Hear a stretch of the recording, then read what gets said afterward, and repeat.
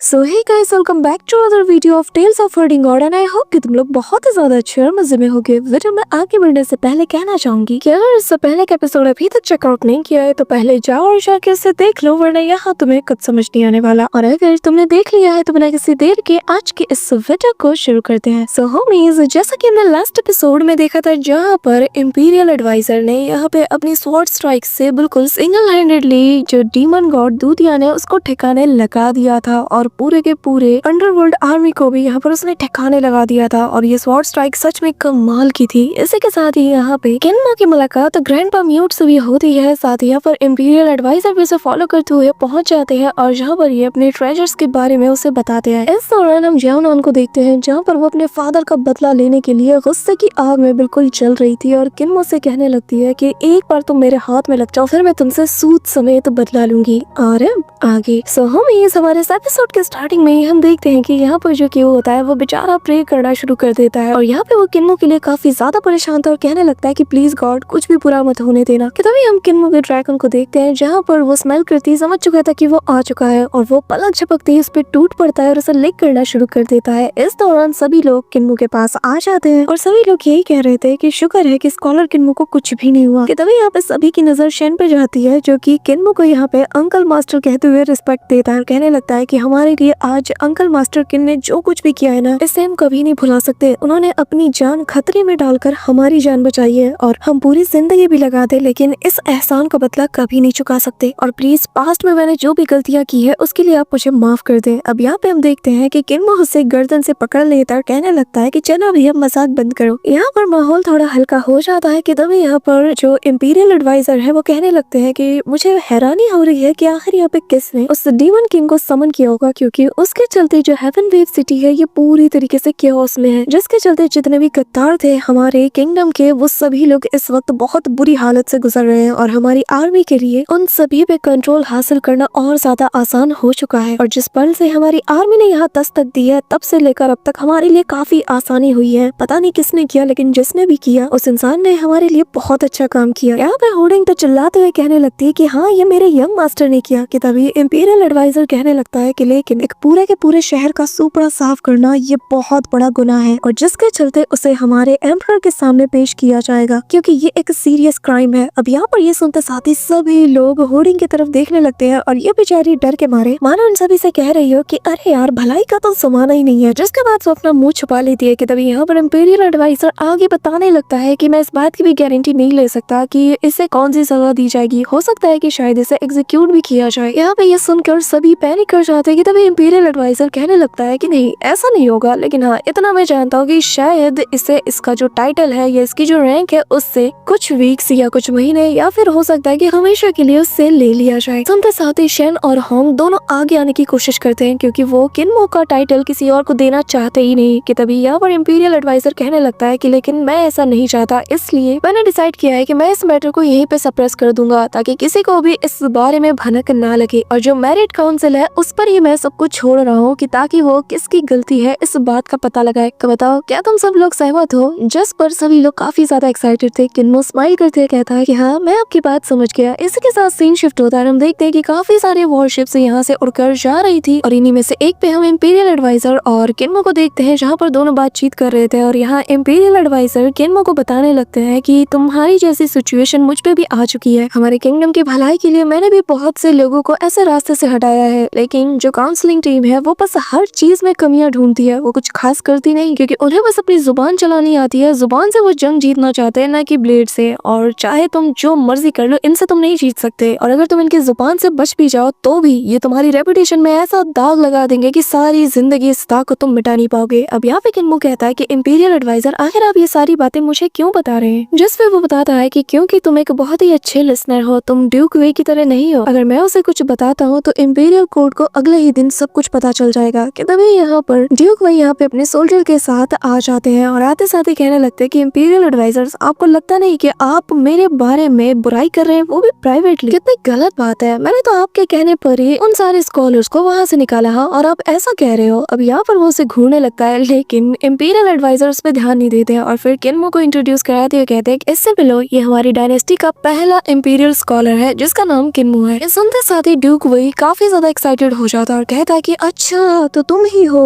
वैसे मैंने तुम्हारे बारे में ना काफी चीजें सुनी है और वही उनके मुंह से तो मैंने तुम्हारे बारे में न जाने क्या कुछ सुना है। वो दिन में रोज तुम्हारे बारे में ही बात करता रहता है कि वो काफी ज्यादा स्ट्रांग है, उसने 8 से लोगों की बैंड बचा के रख दी। वो ऐसे उंगली के इशारे से ना किसी को भी खत्म कर सकता है, किसी का भी सुपड़ा साफ कर सकता है। और हाँ, भुनी हुई मछली बनाने में तो उनका कोई जवाब नहीं। यहाँ पे किन्मो अपने बारे में ये सारी चीजें सुनकर हैरान था कि तभी वो उसके कान में आके फुसफुसाते हुए कहता है कि और हाँ, मुझे ये भी पता चला है कि सैंड प्रिंसेस और तुम्हारे बीच में ना कुछ कुछ वैसा वाला चल रहा है। अब यहाँ पे इनकी बातें सुनकर किन्मो कहता है कि हो ना हो ब्रदर वेयोंग इन्हीं के फैमिली से बिलोंग करते होंगे और ऐसा लगता है कि ये बड़बोलापन तो इनकी खानदानी पेशा है। कि तभी यहाँ पर ड्यूक वही कहने लगता है कि चिंता मत करो, मैं किसी को भी कुछ भी नहीं बताऊंगा। तुम्हें पता है ना, मेरी जुबान ऐसी है कि बस जान भी ले लो फिर भी ये किसी के सामने नहीं खुलने वाली। कि तभी यहाँ पर एक सोल्जर आकर कहने लगता है कि लीजा प्रीफेक्चर से कुछ रिपोर्ट्स आई है जिसके अकॉर्डिंग जो कॉप्स एक्ट है, होंगशेंस एक्ट और जो 9 लीडर है, ज्यादातर लोग यहाँ से बच के निकल गए हैं, लेकिन जो रेबेलियन का लीडर था उसे पकड़ लिया गया है। और जो यू सिबलिंग्स हैं, इन लोगों ने तो यहाँ पे तबाही मचा के रख दी। सभी को इन्होंने अकेले ही मसल के रख दिया और जो बाकी के डीमन गॉड से उन्हें निपटाने के बाद जो स्कॉलर्स थे उन्हें भी सेफली वहां से निकाल लिया गया है। तभी किन्मो इंपीरियल एडवाइजर से कहता है कि अब जबकि सिचुएशन सेटल हो चुका है तो मेरे ख्याल से मुझे अब एकेडमी के लिए निकलना चाहिए। ये कहते हुए वो वहां से जाता ही है कि तभी इंपीरियल एडवाइजर उसे रोकते हुए कहता है कि इंपीरियल स्कॉलर किन, आखिर आपको किस बात की जल्दी है? मुझे तो यहाँ पर आपसे बाकी चीजें भी डिस्कस करनी है, क्योंकि ये तो एक छोटा सा मामला था, आगे आने वाली जो बैटल है वही हर चीज की शुरुआत है। तभी यहाँ पर वो डूक वे और जितने जनरल हैं उनको ऑर्डर देते हुए कहता है कि साउथर्न बॉर्डर की तरफ और ज्यादा पुश करो, हमारी आर्मी के लोगों को चारों डायरेक्शन में फैला दो और जो नदी का किनारा है उसे भी पूरी तरीके से सीज कर दो। हाँ, साउथर्न बॉर्डर की तरफ जितने भी हमारे गद्दार है उन सभी को मेरा साफ पैगाम पहुँचा दो कि उनके पास बस 2 चॉइस है। पहला, या तो मैं मेरी पूरी की पूरी फौज इन पे चढ़ा दूंगा और पलक झपकते ही उनके 9 सेक्टर उनके क्लैन को मैं धराशायी कर दूंगा। दूसरा, मैं वहाँ पे जियांगो रूल को अप्लाई करूंगा, हम एक जगह को मार्क करेंगे, वहाँ पर जाएंगे और ये लोग अगर चाहे इनमें दम है तो हमसे आके लड़े, नहीं तो हम आकर इन्हें मार देंगे। ड्यूक भी कहने लगता है कि लेकिन जियांगो रूल क्या ये बिल्कुल ठीक होगा ऐसे सिचुएशन में यूज करना? कि तभी यहाँ पे इंपीरियल एडवाइजर कहता है कि मैं पहले जब एक ऑफिशियल नहीं बना था तो उससे पहले मैं जियांगो का ही एक पर्सन था, तो मुझे पता है कि मैं क्या कर रहा हूँ। अब यहाँ पे किन्मो कहता है कि दोनों रास्ते तो एक ही रिजल्ट तक लीड करते हैं, आखिर इंपीरियल एडवाइजर करना क्या चाहते हैं? यहाँ पे ड्यूक वे इंपीरियल एडवाइजर के साथ चलते हुए कहता है कि पर एक बात बताइए, अगर वही पुराना वाला बंदा वापस आ गया और उसने फिर से कोई चाल चली तो? जिस पे इंपीरियल एडवाइजर स्माइल करता है कि तभी सीन शिफ्ट होके हमें उसी मास्टरमैन को दिखाया जाता है, जहाँ पर उसे रिपोर्ट किया जाता है कि इंपीरियल एडवाइजर ने डीमन गॉड दूतियान को स्ले कर दिया है, वो भी अकेले। साथ ही उसे ये भी खबर मिलती है कि वो पहले से ज्यादा इंजर्ड हो चुका है और यहाँ पे इसका एक बंदा बताने लगता है मैं ही वो था जिसने की उसकी सोल को बहुत बुरी तरीके से डैमेज किया और इस काम के लिए मैंने प्योर यंग 36 स्टार फ्रेंड्स का यूज किया। कि तभी यहाँ पे जो ग्रैनी थी वो बताने लगती है कि मैंने तो गू पॉइजन का यूज किया था और उस फायर पॉइजन ने तो उसके डिवाइन ट्रेजर के थ्रू पेनिट्रेट भी किया था। पास बैठा वो ओल्ड मैन बताने लगता है कि हाँ, और मैंने तो खुद इस चीज को उसके अंदर पेनिट्रेट किया था और जब हम तीनों लोग साथ मिलकर काम करें तो कोई भी बच नहीं सकता, आखिर वो अब तक जिंदा कैसे है? वो मास्टरमैन कहने लगता है कि या फिर ये उसकी कोई चाल है जो कि उसने काफी पहले से सोच रखा है। कि तभी सीन शिफ्ट होता है, हम देखते हैं कि किन्मो यहाँ पर इंपीरियल एडवाइजर और अपने सारे दोस्तों के साथ आगे बढ़ रहा था और किन्मो कहने लगता है कि मैंने कभी सोचा नहीं था कि मैं इंपीरियल एडवाइजर के साथ जो इटर्नल पीस टीम है उसका हिस्सा बन जाऊंगा और बिल्कुल उससे कंधे से कंधे मिलाकर खड़ा रहूंगा। कि तभी यहाँ पर जो हुडिंग है वो कहने लगती है कि इंपीरियल एडवाइजर, मैंने सुना कि आपके पास बहुत नॉलेज है, तो बताइए क्या आपने कभी डिमोनिक कल्टीवेशन के बारे में स्टडी किया है? जिस पे वो कहने लगता है कि क्यों ना तुम मुझे सिखाओ। अब यहाँ पे हम देखते हैं कि सफर करते फिरते रात से दिन हो जाता है और एंड में इंपीरियल एडवाइजर हुडिंग से कहने लगता है कि अब समझे,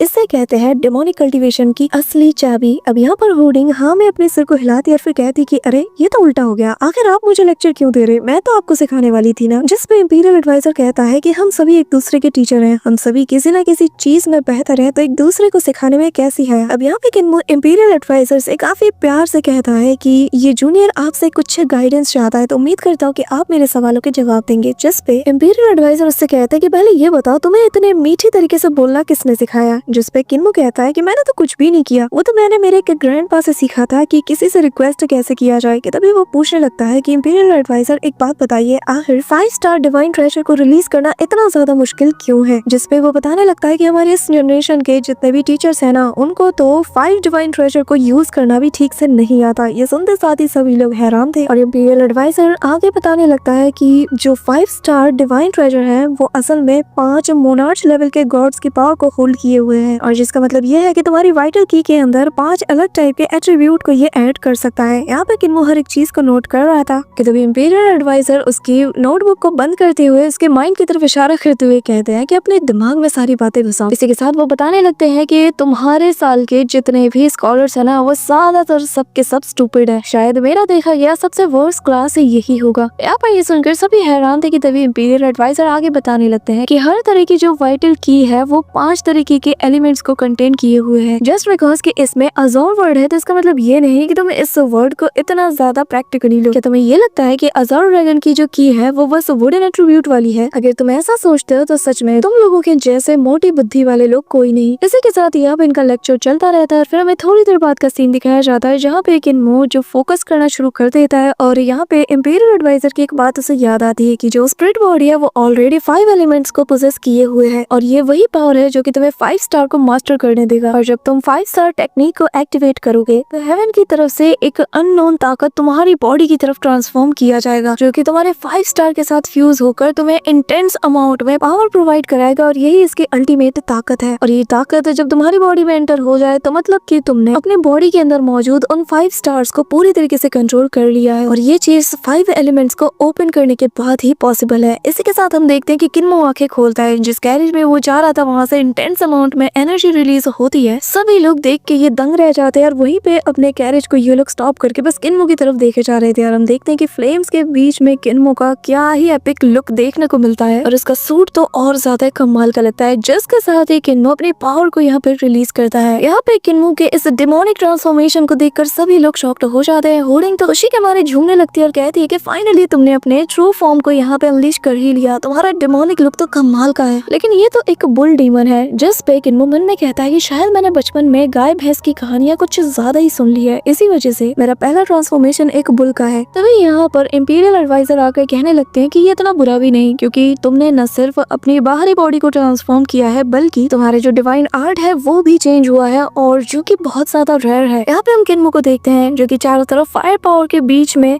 यहाँ पे किन्मो के आसपास हम फायर स्पेल्स को देख पाते हैं। और इंपीरियल एडवाइजर बताने लगते हैं कि तुम्हारी जो बैटल टेक्निक है और जो तुम्हारी स्वॉर्ड स्किल्स है उन्हें अगर मैं तुम्हारे इन स्पेल्स के साथ कंबाइन करूँ ना तो तुम ऑलरेडी एक डिवाइन आर्ट प्रोटेक्शनर के रूप में कंसीडर किए जाते हो। और अगर तुम अपनी आउटर बॉडी की पावर्स को अनलीश कर पाते हो ना तो तुम ऑलरेडी 6 रियलम के जितने भी डिवाइन आर्ट प्रोटेक्शनर्स हैं उन्हें भी अच्छे खासे लेवल पे टक्कर दे सकते हो। तुम्हारा पहला डिफाइड फॉर्म तो वैसे कमाल का है। अब यहाँ पर ये बात सुनते साथ ही वो उसके पास आ जाता है, और फिर यहाँ पे जैसे ही क्यू से टच करता है इसका हाथ चल जाता है। इसी दौरान किन्मो वापस से नॉर्मल होते हुए कहता है कि बाकी के जो 4 डिफाइड फॉर्म्स है क्या उन्हें साथ में कल्टीवेट किया जा सकता है। इंपीरियल एडवाइजर उसे साफ बताते हैं कि तुम्हें ज्यादा रश करने की जरूरत नहीं है, क्योंकि तुमने अभी अभी इस चीज को सीखा है। तुमने अपने फर्स्ट स्टार को ओपन किया है, जिसके चलते जो तुम्हारा फाउंडेशन है ये अभी इतना सॉलिड नहीं है। अगर तुम जल्दी ही दूसरा डिवाइन ट्रेजर भी ओपन कर लोगे तो फिर दोनों के बीच का जो गैप है ना ये और ज्यादा बढ़ता जाएगा, और ये गैप इतना ज्यादा होगा कि तुम सोच भी नहीं सकते। तुम्हारा ओपोनेंट बस तुम्हें 1 या 2 मूव से ही तुम्हें मार सकता है। यहाँ पे यून शियांग कहने लगती है कि आखिर आपके बारे में क्या ख्याल है, क्या वो आपसे जीत सकते हैं? जिस पर जो इंपीरियल एडवाइजर है वो साफ कहता है कि नहीं, मुझसे कोई नहीं जीत सकता। यहाँ पे किन्मो मन में कहता है कि ये तो बिल्कुल मेरी ओवरलॉर्ड बॉडी की तरह है। अब यहाँ पर किन्मो को कौन बताए कि ओवरलॉर्ड बॉडी जैसा कुछ भी नहीं। कि तभी यहाँ पे सीन शिफ्ट होता है और हम जियाओनान को देखते हैं जो कि उसी मास्टर मैन के पास आ जाती हैं, जहाँ पर बाकी के वो जो 3 ओल्ड मैन्स थे जिनमें से एक ग्रैनी है वो लोग मौजूद थे। आते साथ ही उस बंदे को ग्रीट करते हुए बताने लगती है कि जो इटर्नल पीस आर्मी है उसने यून सिटी और बाकी शहर को भी अपने कब्जे में ले लिया है। ये लोग साउथर्न बॉर्डर के काफी डीप में भी जा चुके हैं। लेकिन ये मास्टर मैन इंपीरियल एडवाइजर के हेल्थ के बारे में पूछता है कि बताओ आखिर वो कैसा है। जिस पे जियाओनान बताती है कि उसे सामने से तो मैंने नहीं देखा, लेकिन सुनने में यही आया है कि वो हर पल हमेशा आर्मी के साथ रहा है। अभी यहाँ पे वो मास्टर मैन कहने लगता है कि जैसा कि मैंने इसके बारे में सोचा ही था, लेकिन हाँ मेरे पुराने जमाने का अगर दोस्त होता ना, जो कि पहले मेरा काफी अच्छा दोस्त था लेकिन फिर वो कल्टीवेट करने के लिए मुझसे काफी दूर चला गया, अगर आज वो यहाँ पे होता तो वो अपनी एबिलिटी के दम पर सच्चाई का पता लगा लेता। इसी के साथ सीन शिफ्ट होता है जहाँ पर ये लोग बॉर्डर के काफी करीब पहुंच चुके थे कि तभी यहाँ पर किन्मो नोटिस करता है कि कुछ लोग फिशिंग कर रहे हैं। उसे ये चीज काफी ज्यादा सस्पिशियस लगती है क्योंकि जब आर्मी के लोग गुजरते हैं तो ऑर्डिनरी पीपल छुप जाते हैं, लेकिन ये तो यहाँ पर मजे से फिशिंग कर रहे हैं। क्यों यहाँ पे कहने लगता है कि वो वाटरफॉल तो काफी ज्यादा तेज है और वहाँ पे कौन सी मछली होगी कि तभी यहाँ पर इंपीरियल एडवाइजर पलक झपकते उसके पास पहुंच जाता है और यहाँ पे ये जो बंदे बैठे थे उनमें से एक कहता है कि चलो आखिर मछली जाल में फंसी गई, लेकिन समझ नहीं आ रहा कि खारे पानी की मछली मीठे पानी में कैसे आ गई। इंपीरियल एडवाइजर जरा मुझे बताओ, क्या मुझे इस मछली को पकड़ना चाहिए या नहीं। यहाँ पे हम देखते हैं कि इंपीरियल एडवाइजर उसके करीब जाते हैं और कहने लगते हैं कि एल्डर, किसी सेक्ट को मछली से कंपेयर करना बिल्कुल भी सही नहीं है। यहाँ पे सभी लोगों की निगाहें इंपीरियल एडवाइजर पे सेट थी क्योंकि ये जो छोटे सेक्ट है ना, ये मछली नहीं, ये बल्कि लीच की तरह है जो कि बस किसी भी छोटी बड़ी मछली के ऊपर सवार हो जाती है और उनसे ऐसे चिपक जाते हैं कि सदियों तक इनका खून वो चूसते रहते हैं। लेकिन